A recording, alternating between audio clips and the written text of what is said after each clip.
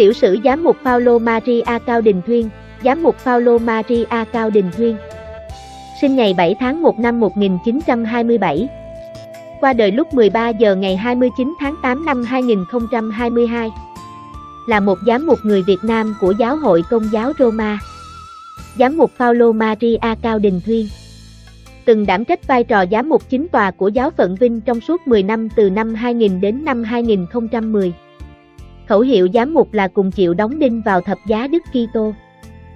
Giám mục Cao Đình Thuyên sinh ngày 7 tháng 1 năm 1927. Tại giáo họ Tràng Lưu, giáo xứ Tràng Lưu, nay thuộc xã Lộc Yên, huyện Hương Khê, tỉnh Hà Tĩnh, thuộc giáo phận Vinh, nay khu vực này thuộc giáo phận Hà Tĩnh. Nhiều tài liệu ghi ngày sinh của giám mục Paulo Maria Cao Đình Thuyên là ngày 7 tháng 1 năm 1927.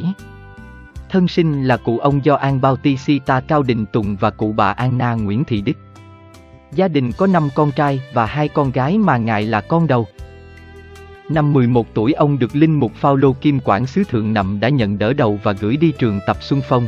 Đến ngày 13 tháng 8 năm 1938 thì nhập học tại đây. Sau đúng 4 năm tại trường tập, cậu bé Thuyên được cho học tiếp tại tiểu chủng viện xã Đoài. Sau khi hoàn thành chương trình tiểu chủng viện, năm 1950, chủng sinh Phao-lô Cao Đình Thuyên quyết định về giúp sở quản lý nhà chung xã Đoài. Đầu năm 1955, chủng sinh Thuyên được mời gọi tiếp tục con đường tu học tại Đại chủng viện xã Đoài. Con đường thăng tiến của chủng sinh Thuyên diễn ra khá nhanh. Ngày 1 tháng 5 năm 1957, được gia nhập hàng giáo sĩ. 2 tháng sau đó, ngày 21 tháng 12, ông chịu các chức nhỏ. Hơn 1 năm sau, ngày 31 tháng 1 năm 1959, chủng sinh Thuyên trở thành phụ phó tế rồi nhanh chóng trở thành phó tế vào ngày 1 tháng 2 năm 1960. Ngày 14 tháng 5 năm 1960, phó tế Cao Đình Thuyên được cử hành nghi thức truyền chức linh mục, do giám mục Gioan Bautista Trần Hữu Đức chủ sự. Sau khi được truyền chức, vị linh mục trẻ tuổi được bổ nhiệm làm linh mục quản xứ Quy Hậu vào ngày 12 tháng 7 cùng năm. Linh mục Thuyên đã cử hành các nghi thức mục vụ tại giáo xứ miền núi này trong suốt 11 năm, ngày 13 tháng 8 năm 1971.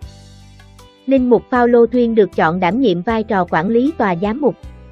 Trong vai trò quản lý tòa giám mục, năm 1977, Linh mục Cao Đình Thuyên cho khởi công tái thiết nhà thờ chính tòa xã Đoài.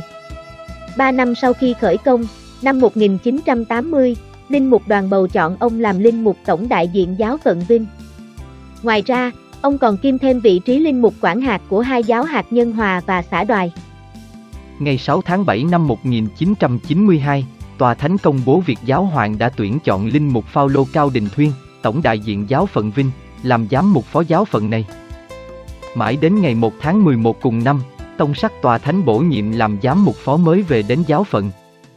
Lễ tấn phong cho tân giám mục được cử hành cách trọng thể sau đó vào ngày 19 tháng 11 năm 1992, với phần nghi thức được chủ sự bởi vị chủ phong là giám mục Phêrô Gioan Trần Xuân Hạp, giám mục chính tòa giáo phận Vinh. Ngoài ra còn có 2 vị phụ phong là giám mục Phao-lô Du Xe Phạm Đình Tụng, giám mục chính tòa giáo phận Bắc Ninh, giám quản tông tòa tổng giáo phận Hà Nội và giám mục Du Xe Maria Nguyễn Tùng Cương, giám mục chính tòa giáo phận Hải Phòng. Tân giám mục Thuyên chọn cho mình khẩu hiệu, cùng chịu đóng đinh vào thập giá với Đức Kitô, ngày 11 tháng 12 năm 2000. Giám mục phó Cao Đình Thuyên kế vị chức vị giám mục chính tòa, thay thế giám mục Phêrô Gioan Trần Xuân Hạp nghỉ hưu. Tháng 7 năm 2009, ông cùng các giám mục Việt Nam thực hiện chuyến viếng thăm tòa thánh Ác-li-mi-na. Trong chuyến đi này, ông viếng thăm các hội đoàn và ân nhân đã giúp đỡ giáo phận Vinh trong thời gian đảm nhiệm vai trò giám mục giáo phận. Giám mục Cao Đình Thuyên đã đến thăm tất cả các giáo xứ và gần 400 giáo họ trên địa bàn giáo phận.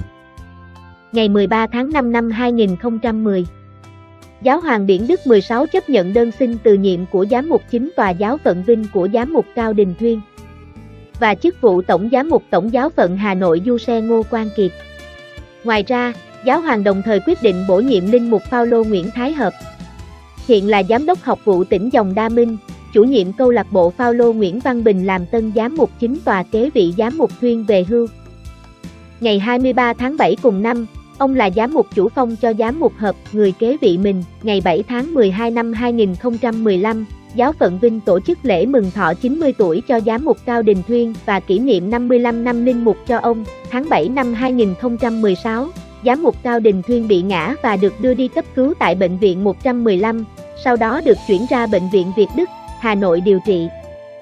Ngày 16 tháng 11 năm 2017, Giáo phận Vinh đã tổ chức lễ kỷ niệm 25 năm giám mục cho ông tại nhà thờ chính tòa xã Đoài. Đồng tế lễ có Giám mục Nguyễn Thái Hợp và Giám mục Phụ tá Phêrô Nguyễn Văn Viên và đông đảo linh mục và giáo dân. Ngày 29 tháng 8 năm 2022, Đức cha Phaolô Maria đã được Chúa gọi về vào lúc 13 giờ tại Bệnh viện Hữu nghị Đa khoa Nghệ An. Hưởng thọ 95 tuổi, 62 năm linh mục và 30 năm giám mục. Thánh Lễ TV trân trọng cảm ơn quý vị đã quan tâm theo dõi và đăng ký kênh. Kính chúc quý vị luôn được mạnh khỏe, bình an trong Chúa và Mẹ.